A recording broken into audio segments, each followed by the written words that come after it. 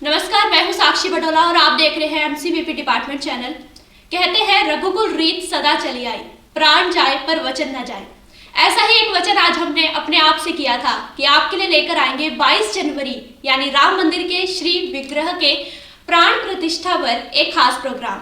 और आज हमारे साथ चर्चा में जुड़े हैं हंसराज महिला महाविद्यालय की संस्कृत विभाग की अध्यक्षा डॉक्टर मीनू तलवार। जय श्री राम। क्योंकि हमारा पूरा विषय ही भगवान श्री राम है, तो पहले हम मैम से ही पूछते हैं कि आप भगवान श्री राम को कैसे देखते हैं। जय श्री राम सबको। सर्वप्रथम बहुत बहुत शुभकामनाएं संपूर्ण भारतवासियों को। भारत के इतिहास का आज एक स्वर्णिम अध्याय जुड़ने जा रहा है। श्री राम रमणे कणे कणे इति राम। श्री राम सनातन धर्म में अनेक गाथाओं में विद्यमान है। वाल्मीकि रामायण, रामचरितमानस या उत्तरोत्तर काल में बहुत सारे साहित्यकारों ने राम गाथा का वर्णन अपने श्रीमुख से किया है, क्योंकि राम का चरित्र ही इतना पावन है। अगर मैं ये कहूं कि सात समन की मस करूं, लेखन सब बन राय, धरती पर कागज करूं, हरि गुण लिखा न जाए। राम हमारे लिए मर्यादा पुरुषोत्तम, एक अच्छा पुत्र, एक अच्छा स्वामी, एक अच्छा भ्राता किस तरह से हो सकता है, वो हर भारतीय के लिए एक आदर्श है। रामायण महाकाव्य को यदि विश्व का प्रथम नीति ग्रंथ कहा जाए तो ये इसका सार्थक मूल्यांकन होगा। इसमें प्रतिपादित नीति वचन, आचार तत्व सर्वभौम, सर्वकालिक तथा सर्वजन सेवनीय है। इनके सेवन से समाज का प्रत्येक वर्ग पुरुषार्थ चतुष्टय यानी धर्म, अर्थ, काम, मोक्ष की प्राप्ति करके निज जीवन को कृतकृत्य बना सकता है। इसके पात्र राम हो, सीता हो, विभीषण हो, कुंभकर्ण हो, हनुमान हो, सुग्रीव, अंगद, जामवंत, शूर्पणखा, निषाद, केवट का चरित्र समाज के प्रत्येक वर्ग का प्रतिनिधित्व करता है।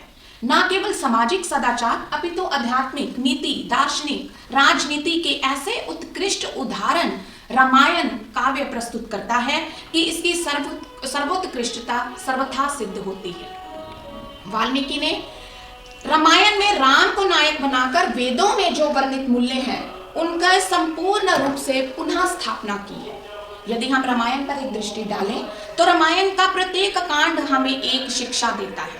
तप और स्वाध्याय का अमित महत्व बाल कांड हमें बताता है। सत्य ही ईश्वर है अयोध्या कांड का विषय है। श्रम शक्ति का जीवन में कितना महत्व है और श्रम शक्ति से सत्यता की प्राप्ति किस प्रकार हो सकती है अरण्य कांड का विषय है। अनुराग और मैत्री का सर्वोत्कृष्ट उदाहरण हमें किष्किंधा कांड से मिलता है। गवेषणा और परिमार्गन सत्य की उपलब्धि के लिए सबसे जरूरी है, ये सुंदर कांड हमें बताता है। राम रावण युद्ध के व्यासे शुभ अशुभ, सत्य एवं असत्य द्वंद्वों का सतत संघर्ष और सत्य की विजय का ज्ञान हमें युद्ध कांड बताता है। सत्य तब भी सबसे ऊपर था, आज भी सबसे ऊपर है और भविष्य में भी हर काल में सत्य की विजय निश्चित है। वाल्मीकि ऋषि की वह मणि मंजूषा जिस पर प्रत्येक भारतीयों को गर्व है, आज प्रत्येक भारतीय के लिए ये जो है क्षण गदगद होने का है, अपने ऊपर गर्व करने का है, क्योंकि ये जो रघुकुल रीत सदा चल आई, प्राण जाए पर वचन न जाए। बहुत से विद्यार्थी ये रघुकुल क्यों कहा जाता है, क्योंकि रघु से इस वंश की जो है आरंभ होता है।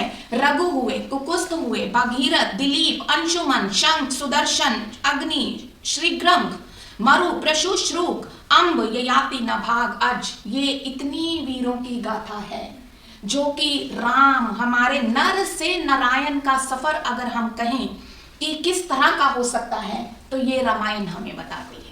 रामायण के बाद रामचरितमानस ने जिस भावना में तुलसीदास ने वर्णन किया है, तो राम जो है वो पूज्य हो गए, घर घर में पूजनीय है राम। और आज का क्षण हम सब के लिए बहुत ही गौरव का क्षण है। बहुत ही एक राम का जो चरित्र है वो प्रत्येक व्यक्ति के लिए, समाज के प्रत्येक वर्ग के लिए अनुकरणीय है।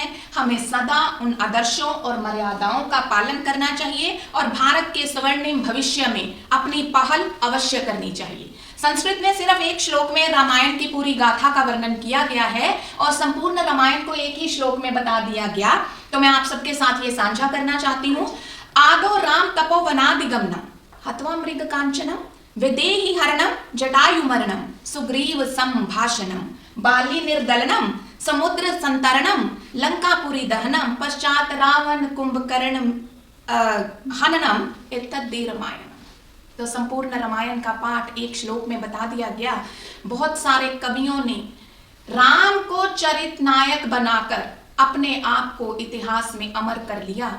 गुप्त लिखते हैं, हिंदी साहित्य के बहुत प्रसिद्ध कवि हैं, कहते राम तुम्हारा चरित स्वयं ही काव्य है, कोई कवि बन जाए यह सहज संभाव्य है। आज की युवा पीढ़ी के विचार हमें जरूर लेने चाहिए कि आज की युवा पीढ़ी आज के दिन को किस तरह से देखती है। तो इसके विषय में साक्षी हमारे साथ कुछ विद्यार्थी जुड़े हुए हैं, तो मुझे लगता है कि हम उनसे भी बातचीत करें। पहले हम जाह्नवी जी से पूछते हैं कि वो श्री राम को कैसे अपनाती हैं, कैसे क्या सीख लेती हैं उनसे। जय श्री राम। सबसे पहले तो मैं समूह देशवासियों को पिछले कुछ दिनों से चलते आ रहे इस आस्था के पर्व को लेकर बहुत बहुत अभिनंदन देना चाहती हूँ। करीबन 500 वर्षों के संघर्षों के बाद ये जो आस्था का पर्व, ये जो एक बहुत बड़े स्तर पर जो दिवाली पूरे देश भर में मनाई जा रही है, पूरे दुनिया भर में जिस पर्व का उत्साह है, उसके लिए मैं पूरे देशवासियों को अभिनंदन देना चाहती हूँ। अब कबीर की परंपरा में 4 राम का वर्णन है। एक राम दशरथ का बेटा, एक राम घट घट में बैठा, एक राम का सकल पसारा, एक राम त्रिभुवन से न्यारा। अब बहुत से लोग हैं जो अपना संपूर्ण जीवन प्रथम स्तर के राम पर बिता देते हैं। एक राम है जो दशरथ जी के बेटे राजा राम, एक आदर्श पुत्र, मर्यादा पुरुषोत्तम श्री राम है, जिन्हें आज तक एक आदर्श पुरुष के रूप में, एक आदर्शवादी इंसान के रूप में पूजा जाता है।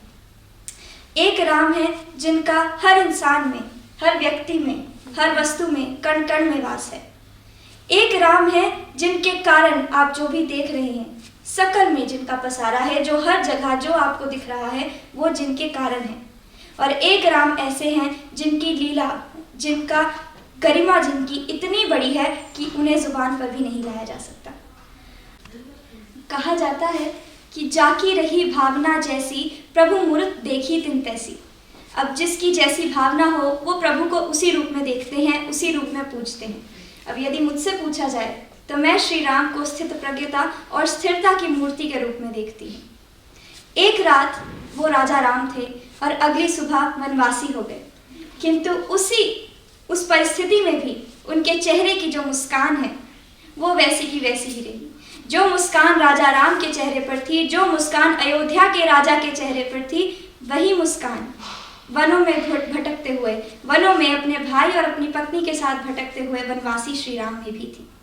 और मेरे अनुसार उनकी जो स्थिरता और उनकी वचनबद्धता ने ही उन्हें राम से श्री राम बनाने में। हमारे साथ हंसराज महिला महाविद्यालय के एक और विद्यार्थी हैं, अदिति जी। स्वागत है आपका एमसीवीपी डिपार्टमेंट चैनल में।